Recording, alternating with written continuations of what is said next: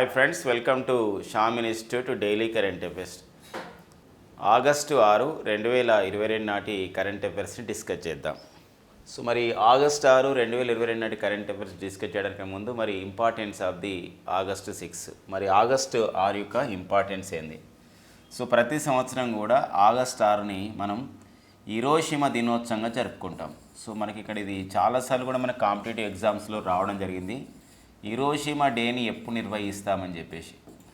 So Hiroshima day importance ఏంటి, Hiroshima దినోత్సవం importance ఏంటంటే, సో 1945 ఆగస్టు 6 మరియు ఆగస్టు 9న America, United States of America వాళ్ళు సో జపాన్లోని హిరోషిమా అనే పట్టణం పైన, నాగసాకి అనే పట్టణం పైన సో వరుసగా ఆగస్టు 9, 1945న సో అణుబాంబు దాడి జరపడం జరిగింది. సో ఆ నేపథ్యంలోనే సో ఆగస్టు 6ని మనము ప్రతి సంవత్సరం కూడా హిరోషిమా డేగా జరుపుకుంటాం. ఆగస్టు 9న వచ్చేసి ఆగస్టు 9 వచ్చేసి ఏదంటే సో నాగసాకి డేని జరుపుకుంటాం. ఇది చాలాసార్లు కూడా మనకి ఎగ్జామ్లో రావడం జరిగింది. సో మరి హిరోషిమా పైన ఏ అణుబాంబు దాడి జరిపింది, ఆ అణుబాంబు పేరేం పేరు అన్నప్పుడు అది లిటిల్ బాయ్. ఏదంటే హిరోషిమా పైన ఒక జారి విడిచినటువంటి అణుబాంబు వచ్చేసి ఏదంటే లిటిల్ బాయ్. అండ్ నాగసాకి పైన వచ్చినటువంటి అణుబాంబు వచ్చేసి ఏదంటే ఫ్యాట్ బాయ్ అని చెప్పేసి ఇక్కడ అంటామండి. సో ఇది సో మనకు ఒక ఇంపార్టెన్స్ అనేటువంటి విషయం అండి.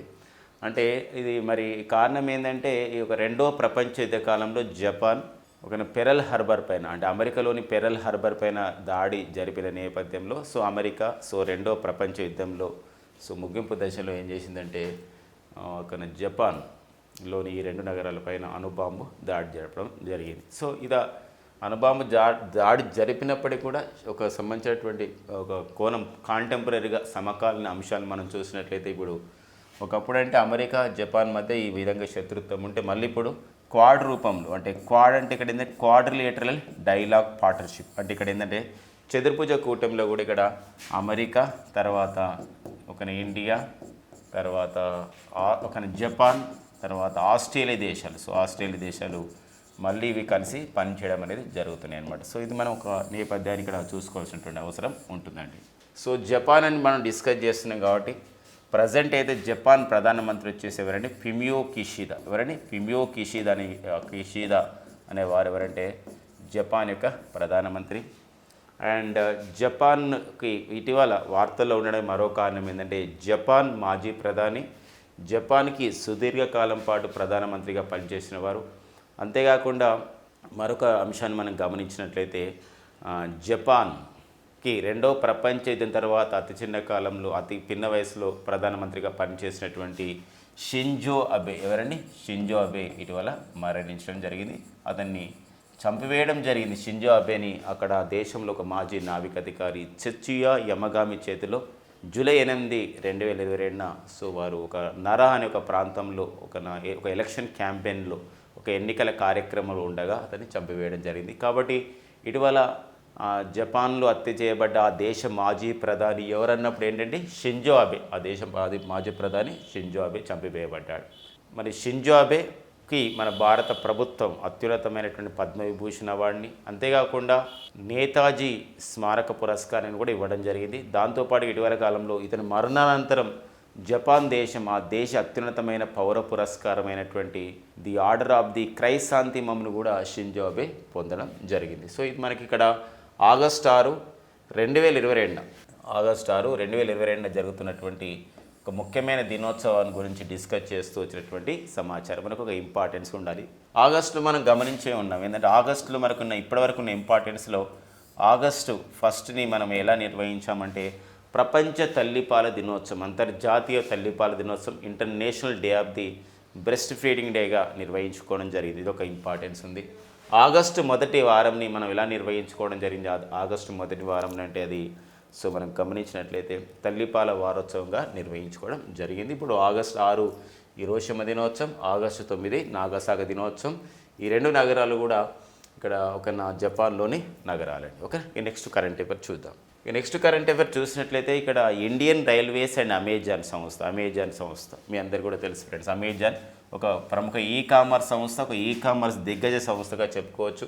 మన భారత రైల్వేలు. సో ప్రపంచంలోనే ఒక అతిపెద్ద నెట్వర్క్ ఉన్నటువంటి రైల్వేలలో మన భారత రైల్వేలకు ఎంతో గుర్తింపు అనేది ఉంది. ఇండియన్ రైల్వేస్ అండ్ అమెజాన్ వాళ్ళు ఒక కొలాబరేషన్ అయ్యారు, ఒక ఒప్పందం చేసుకున్నారు, ఒక మెమొరాండమ్ ఆఫ్ ది అండర్స్టాండింగ్ ఏంటంటే, సో ఇండియన్ రైల్వేస్లో అమెజాన్ యొక్క కొలాబరేషన్ ఏంటంటే మోర్ దెన్ 110 ఇంటర్సిటీ రూట్స్, అంటే మన భారతదేశంలో 110 ఒక ఇంటర్సిటీ అంటే ఏంటంటే ఇక్కడ 2 నగరాల మధ్య ఏదైతే రూట్స్ ఉంటాయో, ఏదైతే రైలు నడుస్తాయో అలాంటి రైళ్లలో ఏం చేస్తున్నారంటే ఇక్కడ అమెజాన్ ఈ ఇండియన్ రైల్వేలు సంయుక్తంగా ఏం చేస్తున్నారంటే ఈ యొక్క ప్యాకేజెస్ అంటే ఇక్కడ పార్సిల్స్ అందజేయడం అనే కార్యక్రమానికి శ్రీకారం చుట్టారు. అంటే వేగవంతమైనటువంటి ఒక బట్వాడ చేయడం, అంటే బట్వాడ ఇన్ ద సెన్స్ అక్కడ అర్థమైందంటే పార్సిల్స్ని ఆ విధంగా చాలా స్పీడప్ చేసుకోవడానికి. అంటే అమెజాన్ మనందరూ కూడా తెలుసు, అమెజాన్ అనేది మనకు ఒక కామర్స్ దిగ్గజ సంస్థ, మరి ఎన్నో వస్తువుల్ని అది అమ్ముతుంది. అలాంటి వస్తువుల్ని దూర ప్రాంతాలకి వేగవంతంగా చేయడానికి ఇప్పుడు ఇండియన్ రైల్వేస్ని యూజ్ చేసుకుంటుంది అనమాట. ఇది అందుకోసమే ఇటీవల కాలంలో భారత రైల్వేలలో పార్సిల్స్లకు సంబంధించినటువంటి వస్తువులకు సంబంధించినటువంటి ఒక రవాణా గురించి ఈ క్రింది కామర్స్ సంస్థ ఇండియన్ రైల్వేతో ఒక ఒప్పందం చేసుకుందన్నప్పుడు అమెజాన్ సంస్థ ఒక ఒప్పందం చేసుకుందనమాట. ఎన్ని నగరాలు అంటే మోర్ దెన్ 110 ఇంటర్సిటీ రూట్స్లలో ఈ యొక్క సేవలు అనేది అందించబడతాయి. కాబట్టి వినియోగదారులకి మరింత వేగవంతమైనటువంటి ఒక సర్వీసెస్ అనేది అందించబడుతుందని చెప్పొచ్చు అనమాట. మరి ఇండియన్ రైల్వేస్, మరి భారత రైల్వే అని చెప్పేసి అంటున్నాం. సో ఫ్రెండ్స్, మనందరూ కూడా తెలుసు, మన భారత రైల్వే అయితే మొదటిసారిగా ఇక్కడ ముంబై నుండి తానేకి మనకి ప్రారంభించబడ్డ విషయం మనందరూ కూడా తెలుసు. మరి ఇంకొక విషయం గమనించినట్లయితే మన భారత రైల్వే లో ఒక విషయం కొన్ని స్టాక్ ఇన్ఫర్మేషన్గా మనం నేర్చుకున్నట్లయితే ఇక్కడ తొలి రైల్వే శాఖ మంత్రి అయితే జాన్ మతాయి గారు ఉన్నారు. అండ్ కేంద్ర రైల్వే శాఖ మంత్రిగా పనిచేసినటువంటి తొలి మహిళ ఎవరు అని చెప్పేసి అన్నప్పుడు మమతా బెనర్జీ. సో మనకు ఫ్రెండ్స్ మనందరూ కూడా తెలుసు, ప్రజెంట్ అయితే వారు పశ్చిమ బెంగాల్ రాష్ట్ర ముఖ్యమంత్రిగా పనిచేస్తున్నారు, తృణమూల్ కాంగ్రెస్ చెందిన వారు. మరొక విషయం ఏంటంటే ప్రజెంట్ మరి రైల్వే శాఖ మంత్రిగా ఉన్నారు, అతని పేరు అశ్విని వైష్ణవ్ అండి. కేంద్ర రైల్వే శాఖ ఐటీ టెలికమ్యూనికేషన్ శాఖ మంత్రిగా పనిచేస్తున్న వారు కూడా ఎవరంటే అశ్విని వైష్ణవ్. సో అశ్విని వైష్ణవ్ గారు అట్లా రైల్వే శాఖ మంత్రిగా, ఐటీ శాఖ మంత్రిగా పనిచేస్తున్నారు. మరి రైల్వే బోర్డు చైర్మన్గా ఎవరు పనిచేస్తున్నారంటే వినయ్ కుమార్ త్రిపాఠి. ప్రజెంట్ కేంద్ర రైల్వే బోర్డు చైర్మన్ వచ్చేసేవారంటే వినయ్ కుమార్ త్రిపాఠి పనిచేస్తున్నారు. సో సెంట్రల్ రైల్వే బోర్డు అని చెప్పేసి అంటాం. ఈ అమెజాన్ అంటే దానికి వ్యవస్థాపకుడిగా మనకి చూసినట్లయితే Jeff Bezos. So Jeff Bezos అనేవారు దీనికి వ్యవస్థాపక చైర్మన్గా పనిచేసి అమెజాన్ని అభివృద్ధిలో ఎంతో క్రియాశీలకమైన పాత్రను పోషించారు. జెఫ్ బోజెస్ ఇటీవల రిటైర్మెంట్ అయిన తర్వాత అమెజాన్ CEO నుండి బయటకు వచ్చిన తర్వాత ఇప్పుడు జెఫ్ బోజెస్ ఈ యొక్క అమెజాన్ వ్యవస్థాపకుడు జెఫ్ బోజెస్ బ్లూ ఆరిజిన్ అని చెప్పేసి ఒక అంతరిక్ష సంస్థను నెలకొల్పి ఆ యొక్క ప్రయోగాల్లో నిమగ్నమై కావడం అనేది జరిగింది. తర్వాతకి నెక్స్ట్ వచ్చేసి అమెజాన్ CEOగా ఇటీవల కాలంలో ఎవరు వచ్చారని చెప్పేసి అంటే వారి ఆండీ జాసీ అండి. The new CEO of the Amazon ఎవరండి? ఆండీ జాసీ. సో అది ఆ నేపథ్యం ఇండియన్ రైల్వేస్ అమెజాన్ మధ్య జరిగినటువంటి ఒప్పందాల్లో భాగంగా మనం చెప్తున్నటువంటి సమాచారం అండి. రంజిత్ రథ్. సో మరి రంజిత్ రథ్ ఎవరు అని చెప్పేసి అంటే తిను ఆయిల్ ఇండియా అండి. ఆయిల్ ఇండియాకు చైర్మన్ అండ్ మేనేజింగ్ డైరెక్టర్గా నియమితులు కావడం జరిగింది. CMD అంటే అర్థం ఏంటంటే చైర్మన్ అండ్ మేనేజింగ్ డైరెక్టర్గా వీరు పనిచేస్తున్నారు, మేనేజింగ్ డైరెక్టర్గా. సో వారే ఎవరంటే రంజిత్ రథ్ అండి. సో అంటే వీరు నియమితులయ్యారనమాట. గతంలో సుశీల్ చంద్ర మిశ్రా పనిచేసేవారు. సుశీల్ చంద్ర మిశ్రా ఈ సంవత్సరం జూన్ 30, 2022న తన పదవికి అంటే తను ఒక రిటైర్మెంట్ జరిగిందనమాట. అతను రిటైర్మెంట్ జరిగిన సందర్భంగా వేడుకలు పలికిన సందర్భంగా సో మరి రంజిత్ రథ్ ఆయిల్ ఇండియా సంస్థకు CMDగా నియమితులు కావడం జరిగింది. సో మరి ఆయిల్ ఇండియా చాలా పేరొందినటువంటి ఒక ప్రభుత్వ రంగ సంస్థగా ఉంది. అంతేకాకుండా ఇటీవల కాలంలో కార్పొరేట్ సోషల్ రెస్పాన్సిబిలిటీలో భాగంగా మధ్యప్రదేశ్లోని కునో అనే ఒక నేషనల్ పార్కులో మళ్ళీ మనం చిరుతపులని పెంచే ఒక కార్యక్రమానికి మద్దతు ఇస్తున్నటువంటి ఒక సంస్థగా ఆయిల్ ఇండియా అనేది సంస్థ వార్తల్లో మనకి ఇటీవల నిలిచింది. ఓకేనండి. కాబట్టి ఆయిల్ ఇండియాకి నూతన చైర్మన్ అండ్ మేనేజింగ్ డైరెక్టర్ ఎవరున్నారని చెప్పేసి అన్నప్పుడు ఎవరండి? రంజిత్ రథ్ ఉన్నారన్న అంశాన్ని చూసుకోవాల్సిన అవసరం ఉంటుంది. ఇక నెక్స్ట్ వచ్చేసి మనకు లేజర్ గైడెడ్ ATGM అని చెప్పేసి అంటాం. అంటే DRDO అంటే డిఫెన్స్ రీసెర్చ్ డెవలప్మెంట్ ఆర్గనైజేషన్. ఏదంటే DRDO అంటే అర్థమైంది డిఫెన్స్ రీసెర్చ్ డెవలప్మెంట్ ఆర్గనైజేషన్.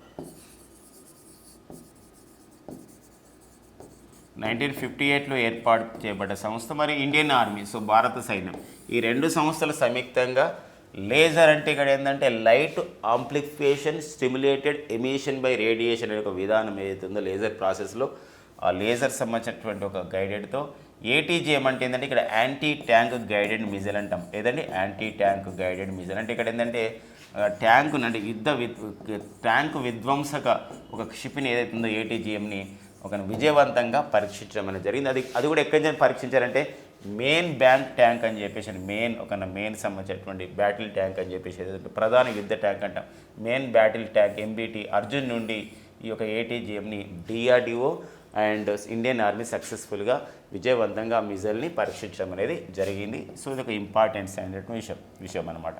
ఇది లేజర్ గైడెడ్ ఏటీజీఎం నుండి దేని నుండి పరీక్షించారంటారు అయితే మెయిన్ బ్యాటిల్ ట్యాంక్ అయినటువంటి ప్రధాన యుద్ధ ట్యాంక్ అయినటువంటి అర్జున్ నుండి దించేయడం జరిగింది. మన దేశంలో ఒక తొలి యుద్ధ ట్యాంక్గా అర్జున్ పేరుంది. మన దేశంలో స్వదేశంగా అభివృద్ధి చేసిన యుద్ధ ట్యాంక్ అంటే వైజయంతి అని గుర్తుపెట్టుకోండి. సో ఇది మనం T-90 అనే యుద్ధ ట్యాంకులను అయితే మన భారతదేశం రష్యా నుండి కొనుగోలు చేసుకోవడం అనేది జరిగింది. ఇది సో మనకి డిఆర్డిఓ ఇండియన్ ఆర్మీ చేసినటువంటి ఒక ప్రయోగం విజయవంతం కావడం జరిగింది. డిఆర్డిఓకి ప్రజెంట్ చైర్మన్గా పనిచేస్తున్న వారే ఎవరైనా డిఆర్డిఓకి present chairman doctor G Satish Reddy గారు. అతను మన మోడర్న్ మిజైల్ మ్యాన్ ఆఫ్ ఇండియాగా పిలుస్తున్నాం. ఇక నెక్స్ట్ వచ్చేసి Indian navy women created the history అండి. ఇది ఒకటి ఏంటి మరి భారత నావికా దళం ఎందుకు ఇంత ఒక సంబంధించిన నావికా దళంలో ఉన్నటువంటి మహిళా సిబ్బంది ఒక 5గురు కలిసి ఒక రికార్డ్ సాధించడం జరిగింది. ఒక లెఫ్టినెంట్ కమాండర్ అంచల్ శర్మ నాయకత్వంలో వారి యొక్క టీమ్ లీడర్తో సో మరి వీరు ఇండియన్ నేవీ ఉమెన్ క్రియేటెడ్ చేశారు ఒక హిస్టరీని. మరి గుజరాత్లోని పోరుబందర్ చెందినటువంటి ఈ నావల్ అకాడమీ నుండి వాళ్ళు బయలుదేరారు. ఎవరంటే ఒక 5గురు మహిళలు. సో వీరు ఐఎన్ఏఎస్ 314 అనే ఒక విభాగానికి చెందినవారు అనమాట. ఐఎన్ఏఎస్ అంటే ఏంటంటే ఇండియన్ నేవల్ ఎయిర్ స్క్వాడ్రన్ అని చెప్పేసి అంటారనమాట. ఐఎన్ఏఎస్ అంటే ఏంటంటే ఇండియన్ నేవల్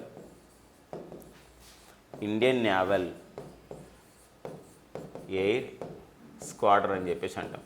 అంటే వీళ్ళు స్క్వాడ్రన్ అంటే ఒక గ్రూప్ వీళ్ళు. అయితే ఈ ఐఎన్ఎస్ 314 అనేది వాళ్ళ గ్రూప్ వాళ్ళలో నాయకత్వం ఉన్నవారు ఎవరంటే కమాండర్ దీనికి ప్రధానమైనటువంటి ఇక్కడ టీం మెంబర్లో దీనికి ఎవరు లీడ్ చేశారంటే lieutenant commander Anchal Sharma, lieutenant Shivangi, lieutenant Apoorva Gite and lieutenant Pooja Pant and sub lieutenant Pooja Shekhawat.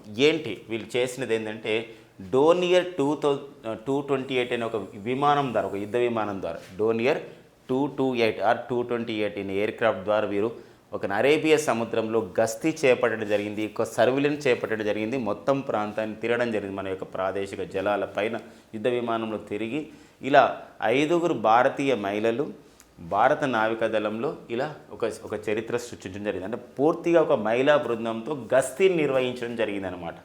కాబట్టి ఇది ఇంపార్టెంట్ విషయం అండి. గతంలో మనకి ఐఎన్ఎస్ తరుణియన్ ద్వారా ఒక మొత్తాన్ని ప్రపంచాన్ని చుట్టి వచ్చారు ఒక ఓడ ద్వారా. అది మనకి ఎగ్జామ్లో గతంలో అడిగిన నేపథ్యం మనకి ఉన్నదన్నమాట. కాబట్టి ఇలాంటి విషయాలు ఇంపార్టెన్స్గా మనం చూసుకోవాల్సిన అవసరం అనేది ఉంది.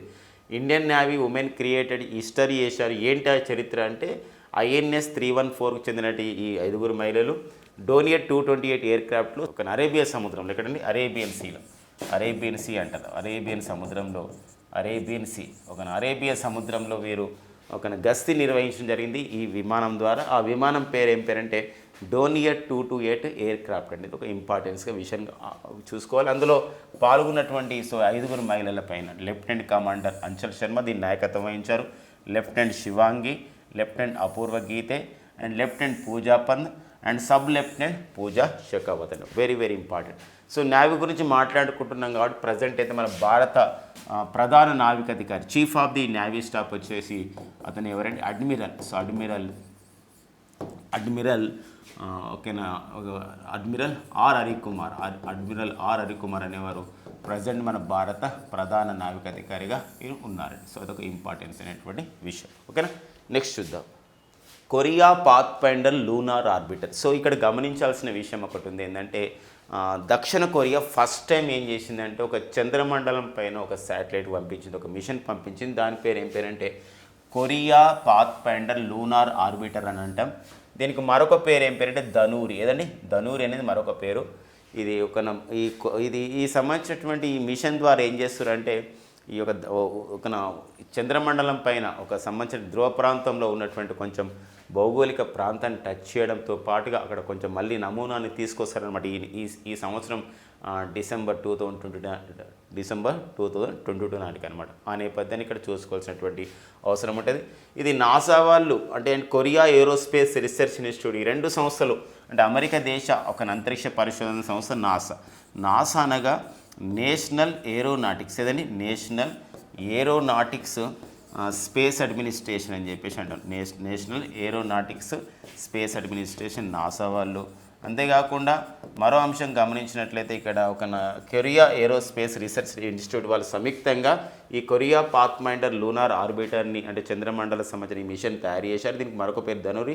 అయితే ఇది స్పేస్ ఎక్స్ సంస్థ చేత స్పేస్ ఎక్స్ అనే ఒక ప్రైవేట్ అంతరిక్ష పరిశోధన సంస్థ చేత కేప్ కెనర్వాల్ నుండి, ఫ్లోరిడాలోని కేప్ కెనర్వాల్ నుండి విజయవంతంగా పంపించడం జరిగింది. సో అదొక ఇంపార్టెన్స్ అయినటువంటి విషయంగా గమనించాల్సిన అవసరం ఉంటుందండి. ఓకేనా, నెక్స్ట్ చూద్దాం. ఇక నెక్స్ట్ వచ్చేసి మనకి Madam president a biography of Droupadi Murmu. So మరి ఇది అంటే మన భారత రాష్ట్రపతి, భారత 15వ రాష్ట్రపతి, రాష్ట్రపతి అయినటువంటి 2వ మహిళ, భారత రాష్ట్రపతి పదవిని చేపట్టినటువంటి తొలి ఆదివాసి గిరిజన మహిళ, అతి చిన్న వయసులో రాష్ట్రపతి పదవిని చేపట్టిన మహిళ. So governor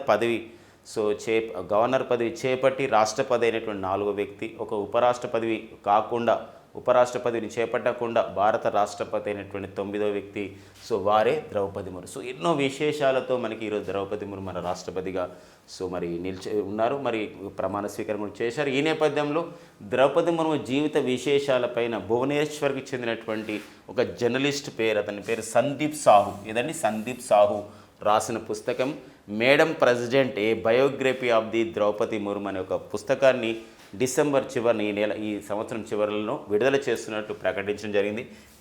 penguin random house India అనే ఒక పబ్లిషింగ్ సంస్థ చేత madam president a biography of the Droupadi Murmu release కాబోతుందని. పుస్తకం ఎవరిది? మన భారత రాష్ట్రపతి ద్రౌపది ముర్ము విశేషాలపైనటువంటి రానున్నటువంటి పుస్తకం అండి. ఇక నెక్స్ట్ వచ్చేసి మనకి కామన్వెల్త్ గేమ్స్ 2022 సంబంధించి ఫ్రెండ్స్ మనందరూ కూడా తెలుసు జూలై 28, 2022న మరి ఈ కామన్వెల్త్ క్రీడలు ఇంగ్లాండ్లోని బర్మింగ్హామ్లో